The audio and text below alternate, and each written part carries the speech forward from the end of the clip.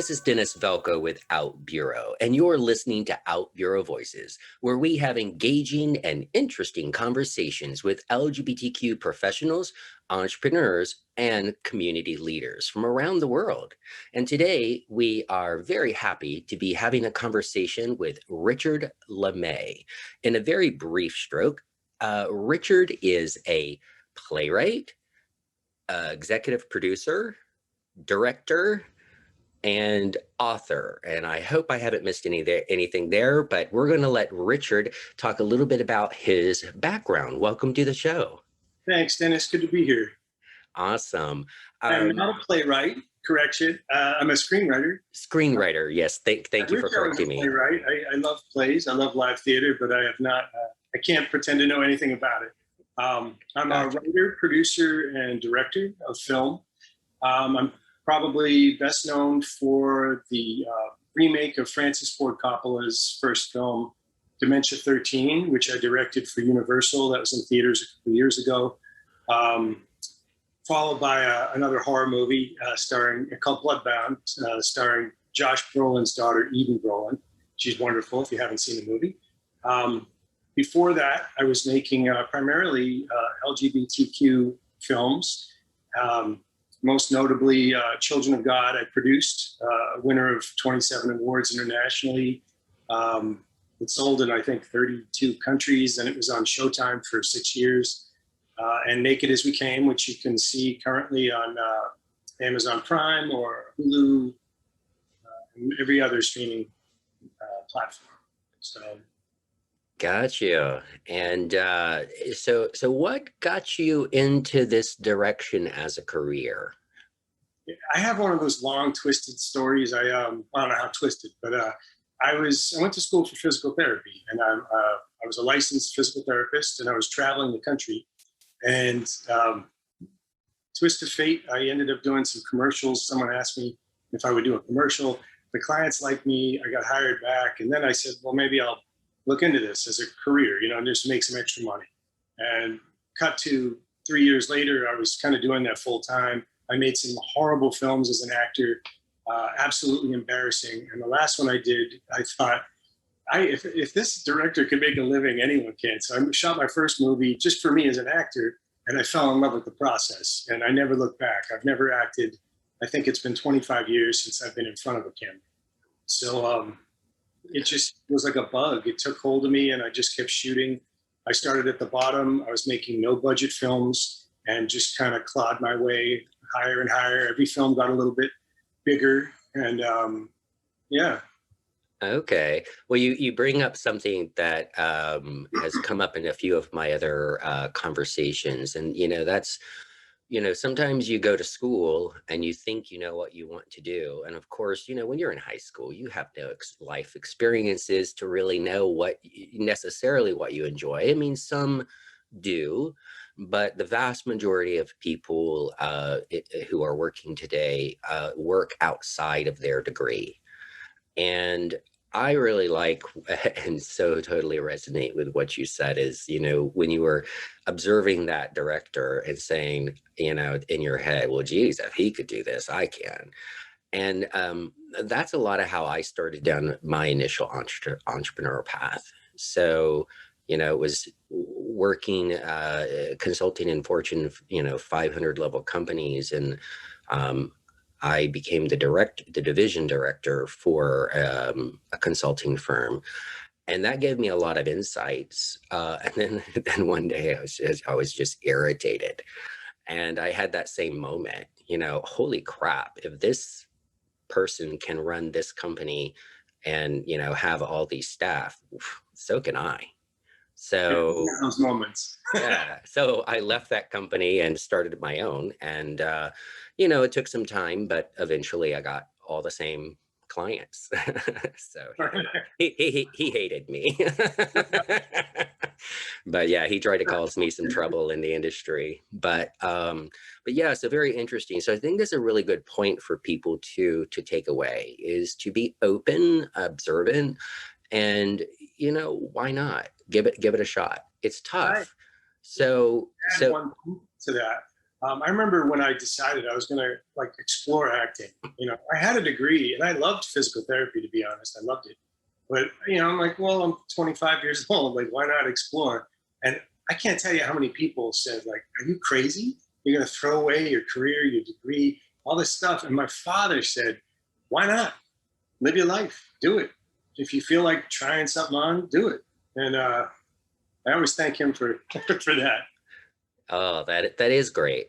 Yeah, not all of us have family members who necessarily understand, and I still have family members who wonder what the hell I do. Like, go to my website, you can see everything I'm doing. They're like, I don't get it. I'm like, okay, then you never will. So it's really great that you had your father's support there, and so I definitely understand having, one project and then the next one becomes a little larger and the next one becomes a little larger.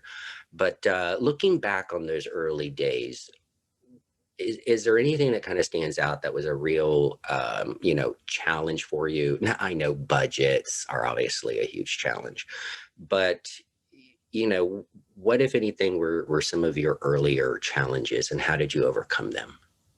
I think early on, because I did not go to film school, I assumed I don't know anything, which I didn't, but I was afraid to ask people who did know Mm. to help me. And I think in the early days, if I just got an experienced cinematographer, it would have lifted my game. And I wasn't thinking like that because I didn't know how to even talk to people who had experience like that.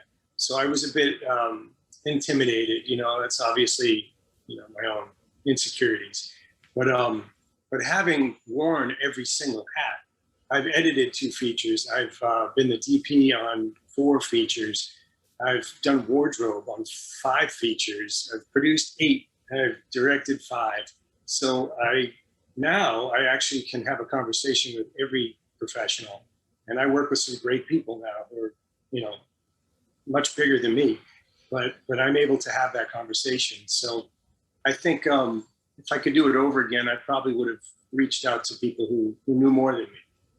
And that's a very good point, and one that can translate into any profession. Yeah.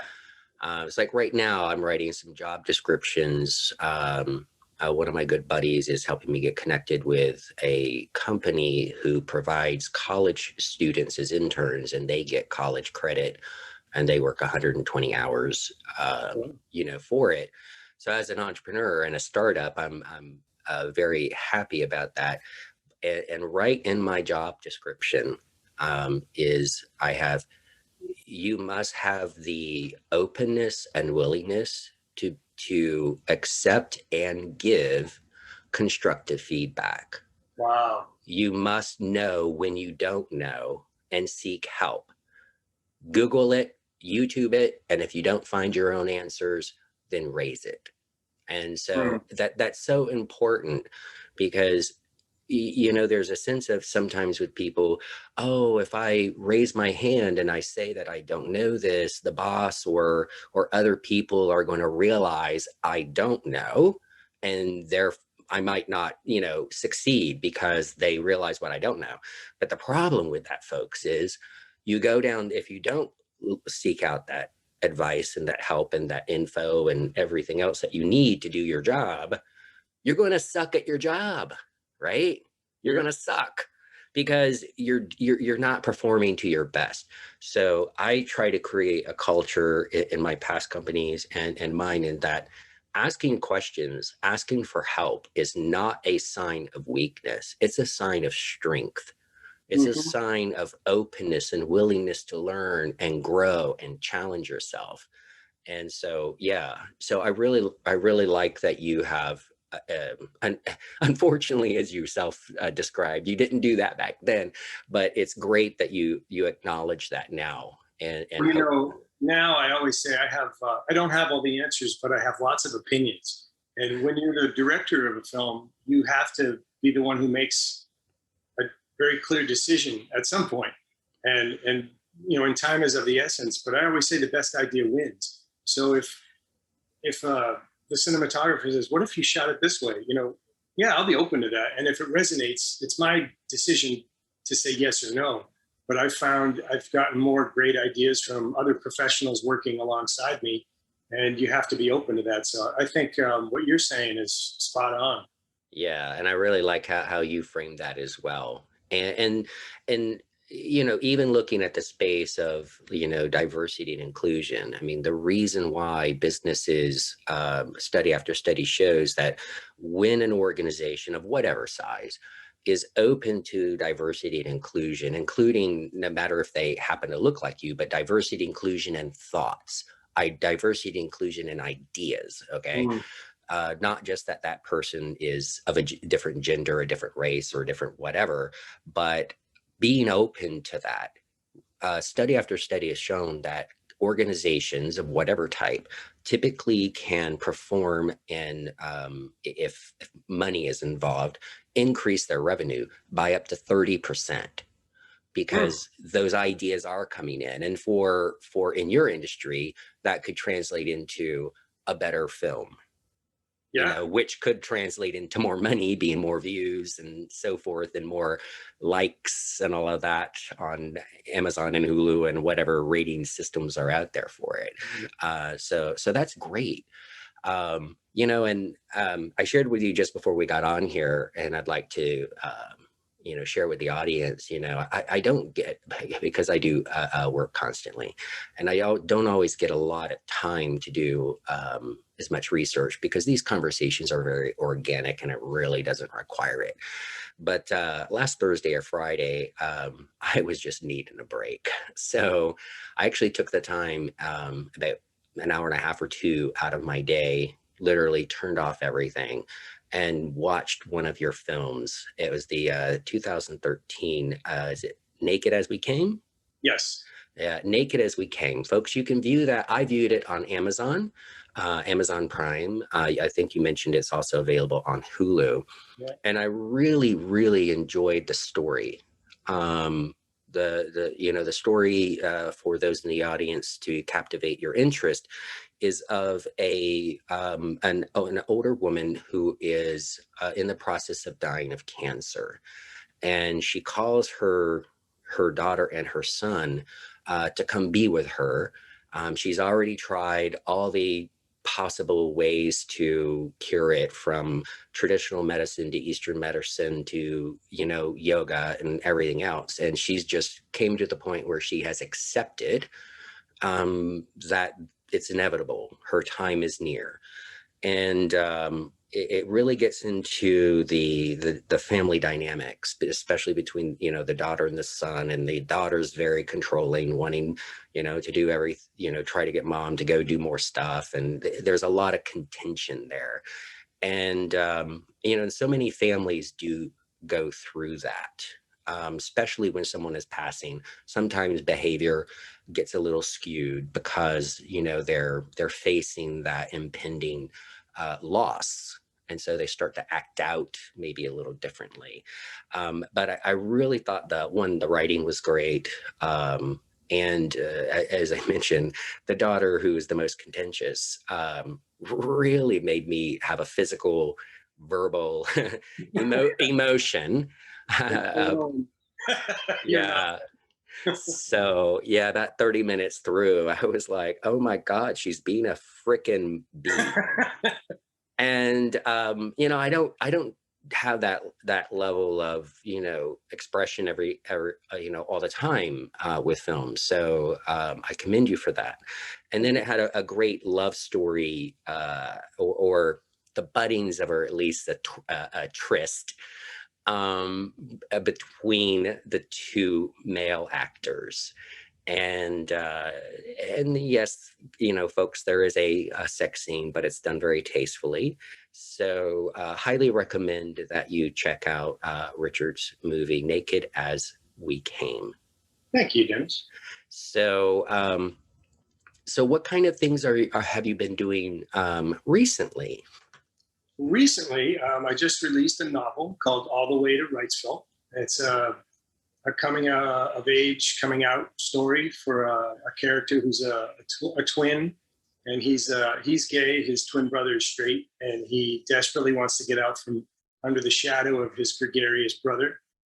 But wherever he travels, his brother finds him, and it's quite funny. I think I know I wrote it, but it's a lot of it's really the sensibility of my home in Massachusetts. That's where I was born and raised, and it's got a real blue collar kind of vibe to it, and they're very outspoken where I'm from. So the brothers have a very unique relationship. Yeah, so it's I always say it's like a beach read, but it's got a lot of heart. So I think people will like it. The feedback's been great so far. So. Okay, and you say it's a beach read. So like, how thick is the book? Well, it's about 370 pages, so it's not necessarily a short book, but I think of it as like it's a road movie. So they're constantly traveling, and it's like one crazy thing after another. And I'll tell you this, people ask me, is this autobiographical? It is not. This character is completely fictional, but a lot of these crazy things that he encounters along the road are all things that happened to me when I was a traveling therapist in North Carolina. So this is all set in North Carolina.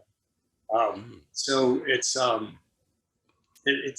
remember my editor said, this can't possibly, no one's going to believe this. I said, it actually happened. So it's got a lot of truth to it. And I think that's where it kind of soars. The details are all there. So, yeah. Okay. So it's not necessarily meant to be the deepest thing that changes your life, although it might, it's got a beautiful story of one man trying to stand on his own 2 feet, and all his fears that come along with it. So. Okay. Well, and it's always, they always say, write about what you know, right?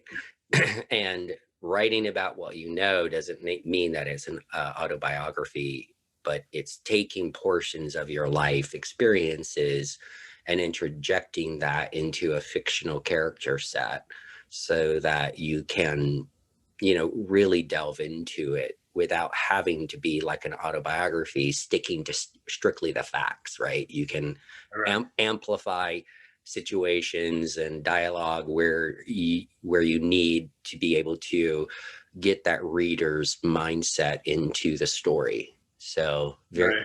So I'm very kind of wary, because a lot of people ask me that, is this an autobiography? And I just have to be really clear, because it's more sexual in nature than other, like my films. My films, I'm very, very cautious of how I present any kind of sexual experience with the characters. And my editor asked me, like, where's the sex? This is a coming out story. And I thought, well, I didn't want it to be that kind of book. She goes, it's not that kind of book, but I want to know. And so I started writing these sex scenes, and she's like, that's more like it. But I was a little wary of that. That's not usually my go-to. So it is a little titillating in places. Okay, too funny. And just out of curiosity, is that editor or whatever heterosexual female? She is, yes. And she wanted the gay sex scenes. Awesome. Who doesn't, Oh, I know some straight women who read gay novels.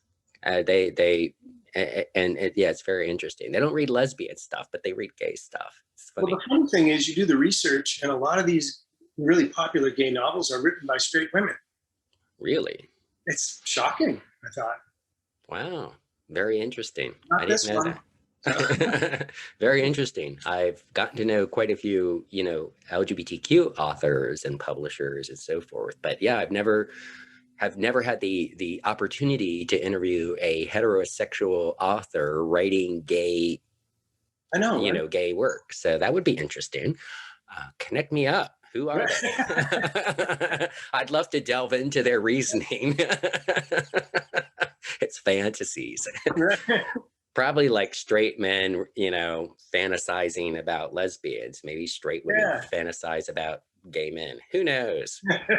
Do you know? Put it in the comment. Give us some info in the comments. What's up with that, right? What's up with that? Let us know your thoughts in the comments down below on whichever application or website you're listening or watching this. So, so very cool. So Writing, well, one, everything that you do, from screenwriting to making films and writing a book, it's all very challenging because you're really just like, just like launching a business. You are, because I look at all of those as products, right? They are products because Yeah. you want people to buy the books, you want people to see the movies. Otherwise, why bother? And but there really has to be some level of spark, one, for that, taking that leap into believing in yourself and believing in what you're doing. And maybe it's exploratory at first until you kind of get enough legs on it that it starts to take off. But share with me kind of your kind of process of, kind of like when you started that book, what was the spark that made you go, hey, I think I want to do this? And then walk us kind of through, your process, your creative process. How did you get over, writer's block, which I had one publisher say writer's block is bullshit, which I thought was hilarious. So yeah, just give us some little bits of insight so that for folks listening, that might inspire them. Well, first I want to back up. So I'll get to the book, but there's a thing in my head that takes me to the book. Many years ago, I had made a couple of films that never went anywhere. They were horrible, but I was learning, so I just kept making. And every year I'd shoot a new movie.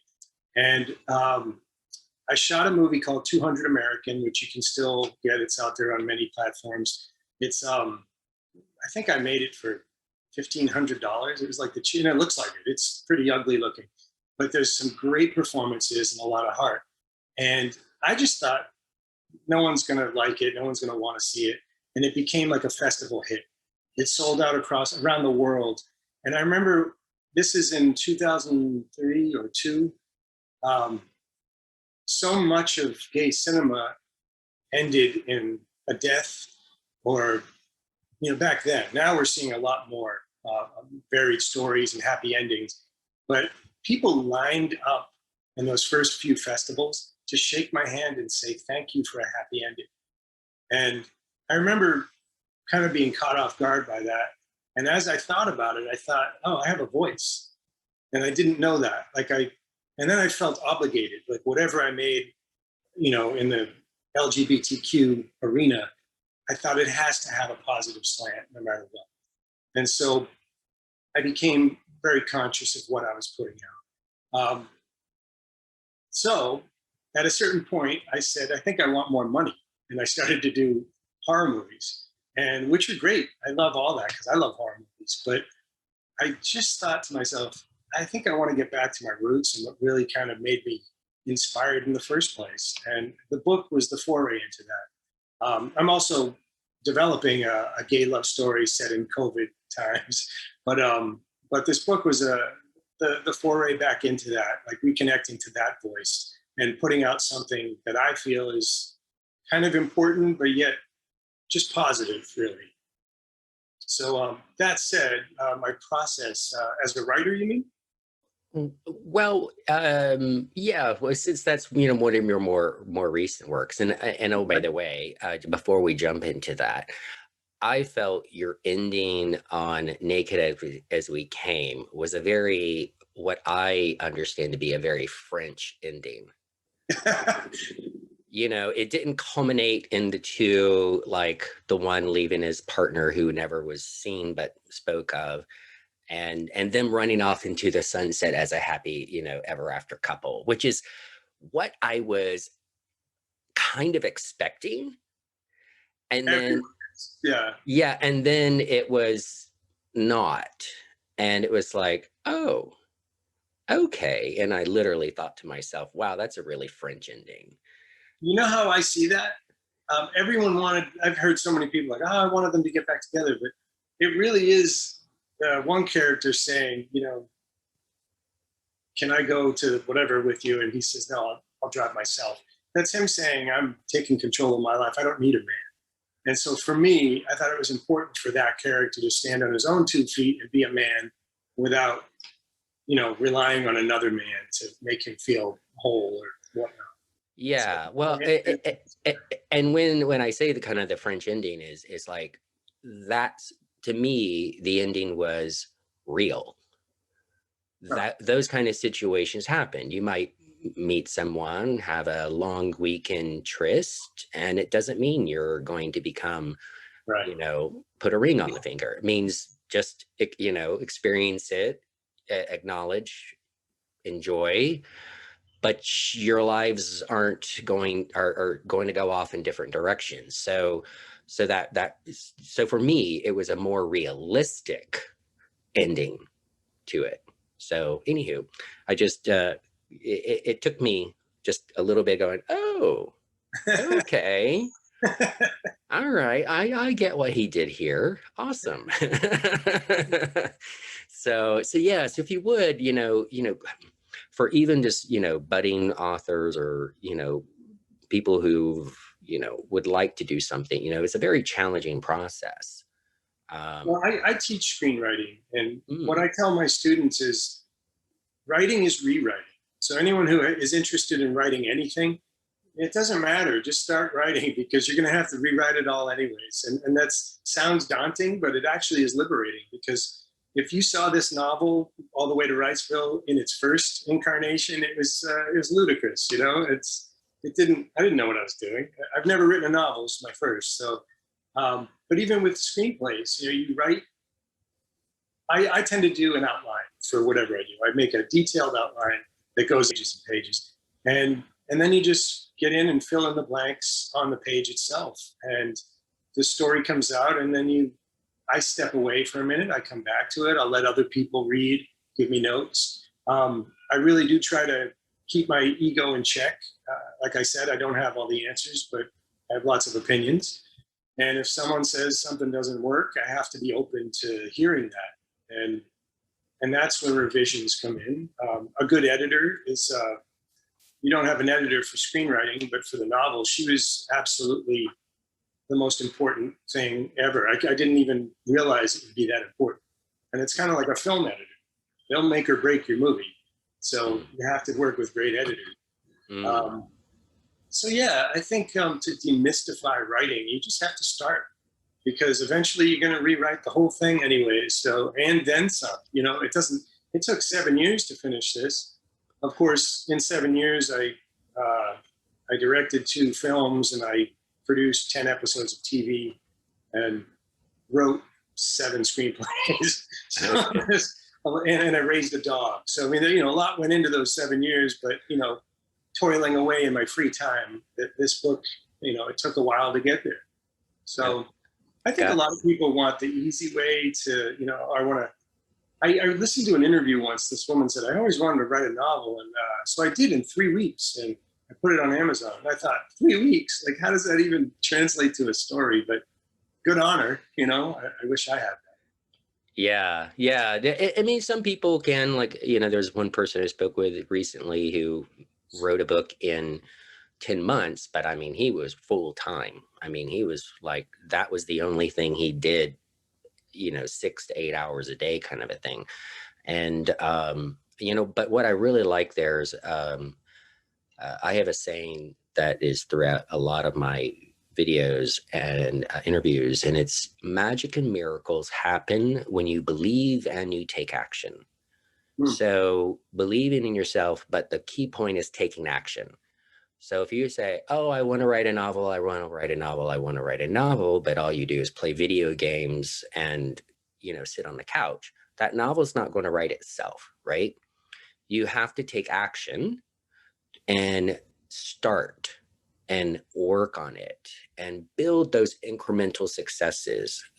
Like you said, create that outline first, create something to Right, work right. with, and then start filling in and start doing. And then you're going to get motivated because you're seeing success, you're seeing a portion of completion, which is going to motivate you to get the next one done and the next one done. And then you're going to start talking to your family and friends about it. And now all of a sudden there is also that externalized pressure, Yep. because accountability. because now they know you're doing it and you've done this much, they've read it. Now they're going to be asking, what's next? What's next? So that begins to build a sense of, again, accountability that says, oh gosh, I really need to work on this because Aunt Liz is constantly asking me for the new version, right? So that's a really great way in anything. And that's also in businesses, you know, if you, or in your career, you know, if you want to get to your next level in your career, staying where you are isn't going to help that. You need to get that next level of certification. You need to go to that extra class or something and and then start looking for that new job, because it's easier to get promoted when you move versus from within. I mean, there's so many levels there that I think translate well from not only the writing from what you said, but to your professional life and or your life as an entrepreneur as well. Yeah. So I appreciate how that is kind of universal. Right. I find with a lot of writing students, they all want to be perfect. And if they're not perfect, I can't put the words down. And I always say, don't let perfect get in the way of good, because sometimes you get a kernel of something great, but it's a kernel. And if you write everything down, then you'll figure out where to cut, where to boost, and where to, so it's never easy. Writing is not easy. I thought it would be easy writing a novel, because making a movie, you need an army of people and, millions of dollars, all these things. And I found it was just as difficult to write a novel than shoot a movie. And that was a shock for me. But at the end of the day, it's not going to be easy, but you just have to start. First step is always the hardest, as they say. Right. Yeah, it's that getting going. It's that taking that leap from just believing in yourself to actually taking that action. And then it starts to unfold. Yeah. And starts to happen. But yeah, I appreciate how much you communicated how that was difficult. And, even being an entrepreneur, you have to do so many things. And it's all about, for me, and what I recommend to people is start. You might not be great at marketing. You might not be great at accounting. You might not be great at legal, but you need to start. And then once you do, you can learn different things. I personally learn literally something new every single day. Like, that'll yeah. keep you young. Yeah, well, and because there are so many, for me, there's so many things, because I'm both technical and market, everything. And so, for example, I'll just share with you in the audience that, last Friday, I learned how to stop YouTube when you're viewing my interviews and conversations right here on outbureau.com under content and episodes. So when you get to I hope you get to the end of the video, it would show, two of my videos, and then previously it would switch over and then show the viewer content, additional videos that they may be interested. It may be cooking shows, hiking shows. Oh, I've learned how to turn that off. So it keeps them on my page, only recommending my videos. And, and it wasn't difficult, but anywho, I'm just sharing with you guys that even little things like that, when you have to iterate and iterate, just like in writing a book, you have to iterate and iterate to get to your final product. In your career, you have to iterate and iterate to improve and advance. And in businesses, you have to constantly iterate to be constantly improving yourself, constantly. So I like that analogy. And this is really kind of the first conversation. I've interviewed several authors, but this was really kind of the first conversation where, based on what you've said, I've been able to really translate that across professions and entrepreneurialism. And I guess partly because of so many things that you've done, because you are an entrepreneur. I mean, Yeah. Like you said, you're making a product. I always say I'm making widgets. The book is a widget, the movie's a widget. You got to sell the widget somehow. So, and then you have another set of skills that you have to work on to get into that conversation. So it's, I've worn a lot of hats. Absolutely. Because yes, if you don't, after completing the book, if you don't, like you working with another professional, an editor, an entrepreneur has to work with lawyers and accountants and so forth to fulfill their dream. And so do I. yeah, so true. So true. All right. Well, very cool. So, is your book out now? Where can it be You can seen? get it on Amazon right now. Eventually, we're going to be also on Ingram Spark, so you can get it in all the bookstores. But that's probably about a month or two away. So right now, Amazon.com. It's all the way to Wrightsville. Okay, all the way to Wrightsville, and a really easy way to see not only the book, but the movies that are on Amazon Prime is to search Richard LeMay. And his name is right over there, LeMay. That's how I found because you told me that your movie was on Amazon Prime. So I forgot the title. So all I had to do was type in your name and search, and poof, there it was. I feel like telling you what movies to avoid, but mine. It's all good. It's all good. Well, I know we're coming up here on our time, and I so much appreciate you carving out a little bit of time today to chat with us and share kind of your journey and your projects. Very interesting and inspiring.